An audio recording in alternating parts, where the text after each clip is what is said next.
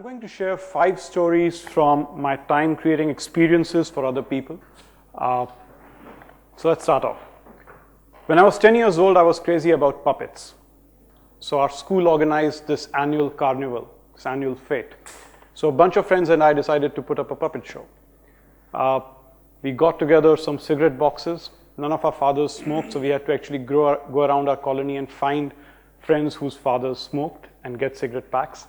We covered them with colored paper and used pencils. So essentially what we made was stick puppets. We also created a stage out of a big carton box, right? Covered it with red velvet. It even had a curtain in front of it so that it could indicate that a show was on. There were 3 of us. One person was supposed to handle the stick puppets from under the stage. There was a musician who was going to belt out a lot of musical tunes on his Casio synthesizer. Remember those? And then there was me, who was supposed to give all the voices for all the different characters. So the big day arrived. We had about 20 minutes worth of original content. So we had decided that we will put on multiple shows during the day. So we went to the fete, and it was inside our gymnasium, inside a big hall. And we had been given a corner of the room so that we could accommodate an audience in front of us. But what they had done is that they had given us a very, very small table in one corner of the room. What it eventually meant is that only one person could go under the table and control the puppets. So the people would have been able to see the person who was speaking all the lines and all the dialogues and the person who was giving all the music. We were really disturbed. We thought this was going to be completely disastrous. But anyway, we had set a price of 1 rupee for the price of admission. This is the early 90s. 1 rupee was a lot back then. And we said, let's roll with it. Let's see what happens. Our very first show, the very first 20-minute show, was attended by 10 kids. For the very first few minutes of the show, we got some very strange looks from all the people, me and the guy who was giving the music, because they could see that we were speaking and the music was coming from off the stage. But then something very strange, something very magical happened. As they got more and more involved in the show and they got more involved with the antics of our puppets, they kind of forgot about us, the people who were standing on the side of the stage. The show had a lot of characters. It had a queen who had a deep cackling laughter. It had a king who had a very high nasal voice. It had a prince who suffered from flatulence, which was of course always a crowd pleaser. What we had on our hands was a hit. The word spread, and at the end of that day, we made 400 rupees. Now, the interesting thing, the lesson that I learned from this particular experience only dawned on me many, many years later. If you build a deep and powerful experience for your audiences, for your users, for your consumers, doesn't matter what kind of product or service you create, they will forgive and forget any shortcomings that your product might have. This was huge. This was the very first lesson I learned while crafting experiences for other people.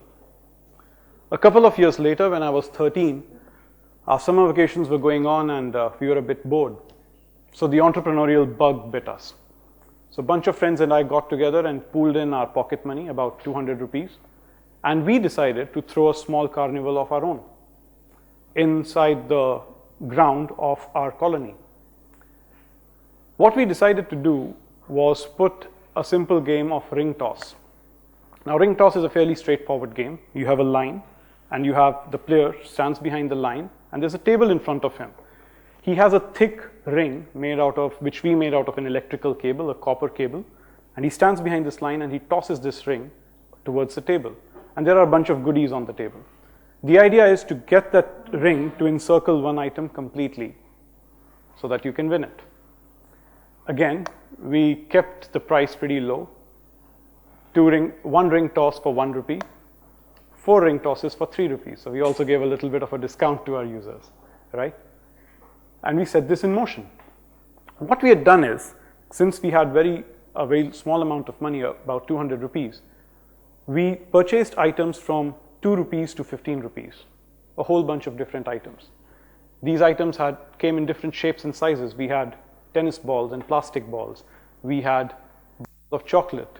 We had candy bars. We had small toy cars. But we did an interesting thing. Because we didn't want our players to know what they were targeting, we gift wrapped all these items.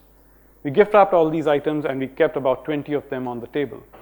So the player could make out the shape of the item, but they wouldn't really know what its value was. So we started that day. A bunch of people came in and kind of everyone got excited. It was a summer vacation. Some people ended up spending about 5 rupees in ring tosses and one item's worth about 10 rupees. It was good for them. But there were a lot of other people who spent about 10 rupees and won nothing. It wasn't the easiest of games. Then something strange happened. A little kid who was targeting what he considered a chocolate bar came and in his very first ring toss landed that object. Everyone applauded his effort. I mean, he was a champion. Nobody till that point had been able to get an item with their very first ring toss. So he picked up the item and gave it to the kid. But something very strange happened as we handed over the item to him. The moment he got it in his hand, his expression changed. The weight of the item was not right. This did not feel like a chocolate bar to him. So he quickly unwrapped it and found out that it was a bar of soap. By the way, the costliest item that we had purchased for that game was 15 rupees. The kid began to cry. He was a much younger kid. He was about 5 years of age. And he cried and he cried. He cried a lot. We were 13. This did not make sense to us. The chocolate bar that we had on the table was worth 5 rupees. The bar of soap was worth 15 rupees. Why was he crying? This is where I learned the second most important lesson, a lesson that I've used again and again over my years of product development. The extrinsic value, the external value of a reward, especially the monetary value of a reward, is not as important as the intrinsic value of the reward. People love rewards. Believe me, your users, your consumers, your audiences will love rewards. But the reward will mean a lot more to them if they care about its intrinsic value. So we relented because the kid kept crying. We took the bar of soap, which was costlier, we took it back and gave him the chocolate. He went home, he complained to his father, told him that he had won a chocolate bar after having let go of a bar of soap. And his father came running and said, no, I want that bar of soap back. Because for the father, the intrinsic value and the extrinsic value was higher for the bar of soap. He didn't care about a chocolate bar. Over the years, I've spent a lot of time working with children. I've written a lot of books for kids. I've taught kids for the last 10 years. And some interesting experiences have come out of that. About 5 years ago, my publishers asked me to do a book tour around the schools of the country. So, a period of 6 months, I covered 100 schools across different states in India. This to me seemed a very foolish proposition when I started out. It was absolutely not scalable. Why would I go from state to state, city to city, school to school, and talk to children about my books, talk to children about my writing, in the hopes that it would eventually lead to some form of sales, right? Because as a writer, my living depended on people buying my writing. The book sold well, went into a couple of reprints. But the big lesson that I learned from this entire effort was the fact that I was able to create a community around the objects, the books, the things that I had created. And that power of that community is undeniable. If you are someone who creates products, who creates services, who creates things that other people consume, put in the effort of creating a community around it. Creating communities are not scalable. It is impossible to do it at a scalable level. It requires a lot of one-on-one interaction. Even if you're doing it on social media, whether you're using tools like Twitter or Facebook, it still requires an immense amount of effort. But it's all useful and incredibly powerful. The last two stories that I have to share with you have two lessons which are kind of contradictory to each other. They are contradictory and yet they only work if you use them together. As part of my teaching children over the years, I actually started off by teaching college kids. Can't really call them kids, they were grown-ups, they were adults. And I taught them science fiction and fantasy writing courses. These were part of their creative writing courses, and I would take a small module out of it. At that point, for the very first time in my life, I was asked to teach 10 to 12-year-olds. And they wanted me to teach them a science fiction and fantasy writing course, a week-long course. The course that I had originally designed for college students was incredibly tough. It had some fairly evolved topics, things like subjective reality, objective reality. It had things like the internal consistency of rules when you are creating a fantasy world. Something, say, if you're creating Middle-earth, you are Tolkien, you are creating a certain set of rules. The reading list for that course had a lot of mature material, the short stories, the novels. Both the organizers of this event and I was a little hesitant. Should I use the exact same course material and the exact same topics that I had used for college kids for these 10 to 12-year-old students? I thought about it a lot and realized that if I was their age and I was 10 years old or 12 years old, I would have really enjoyed the exact coursework that I would have done for the college kids. With that belief, I did that exact same course. Without dumbing it down, without changing the language I would have used, I treated those kids as if they were college kids. And an interesting thing happened. They performed way better than my college students had.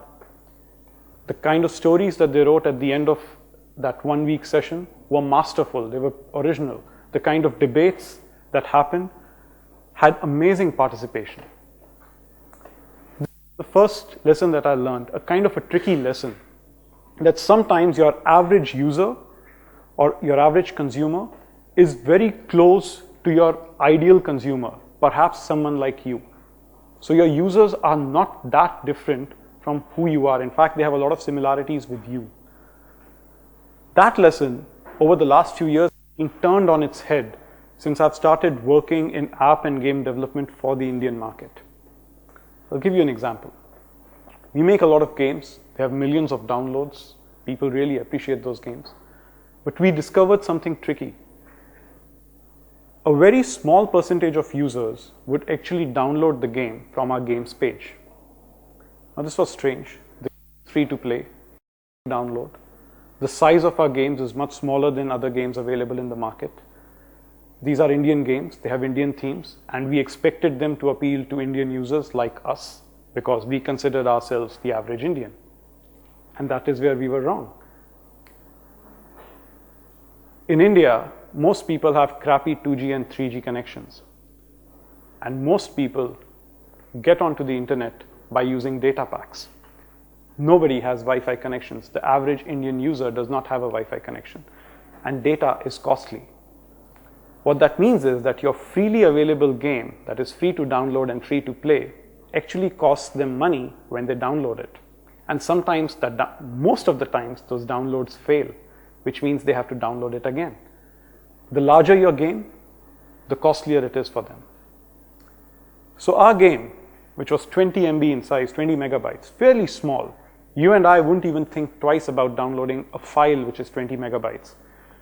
We optimized it further and we reduced its size to 10 MB. Our downloads more than doubled, right? But here is the strange thing about India. The number one game in India is over 50 megabytes.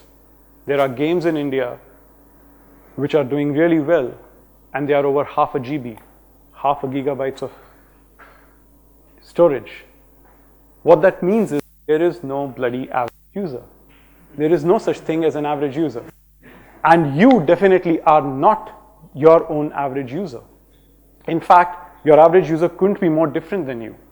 So how do we solve this dichotomy? On one hand, I'm saying that your average user is very close to you, is very similar to you. And on the other hand, I'm saying that your average user is more different than you can imagine. The only way to solve this dichotomy is to combine these two lessons. The combined lesson is that you need to respect your user and forget this concept of an average user. If you do that, you have to realize that they are more different than you can imagine, and they are more similar to you than you can imagine. Learn those similarities and learn those differences, and only then you'll be able to create something which is worthwhile to all of them.